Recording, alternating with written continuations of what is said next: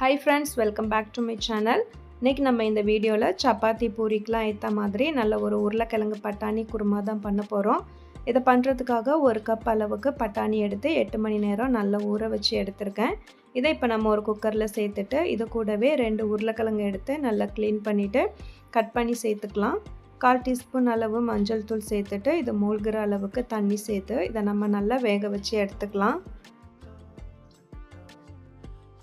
குருமா பண்ணுறதுக்காக stove on பண்ணிவிட்டு கடாய் வச்சுக்கலாம். இதில் 2 டேபிள் ஸ்பூன் அளவுக்கு எண்ணெய் சேர்த்துக்கலாம். எண்ணெய் நல்லா சூடானதும் இதில் பட்டை, கிராம்பு, ஏலக்காய், ஒரு 1/2 டீஸ்பூன் அளவுக்கு சோம்பு சேர்த்து நல்லா பொரிஞ்சு வந்ததும் இதில் கட் பண்ண ஒரு வெங்காயத்தை சேர்த்து நம்ம வதக்கி விட்டுக்கலாம். வெங்காயம் கொஞ்சமாக வதங்கி வந்ததும் இதில் 1/2 டேபிள் ஸ்பூன் அளவுக்கு இஞ்சி பூண்டு விழுது சேர்த்து அதையும் நம்ம லைட்டாக வதக்கிக்கலாம். இப்போ இது கூடவே ஒரு கொத்து கருவேப்பிலை சேர்த்துக்கலாம். கட் பண்ண ஒரு தக்காளியும் சேர்த்துட்டு நம்ம நல்லா வதக்கி எடுத்துக்கலாம்.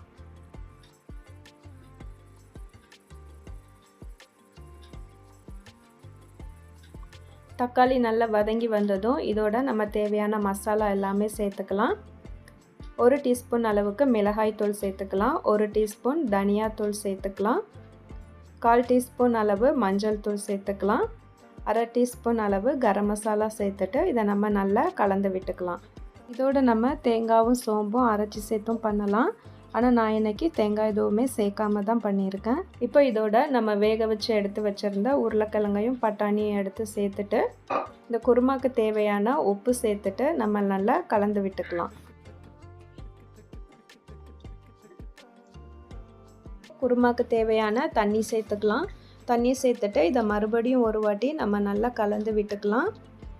இப்போ ஃப்ளேமை வந்து ஃபுல்லாக சிம்மில் வச்சுட்டு ஒரு மூடி போட்டு நம்ம 10 நிமிஷம் இதை வேக வச்சு எடுத்துக்கலாம். இப்போ பார்த்திங்கன்னா 10 நிமிஷம் ஆயிருக்கு. குருமா நல்லா திக்காகி வந்திருக்கு.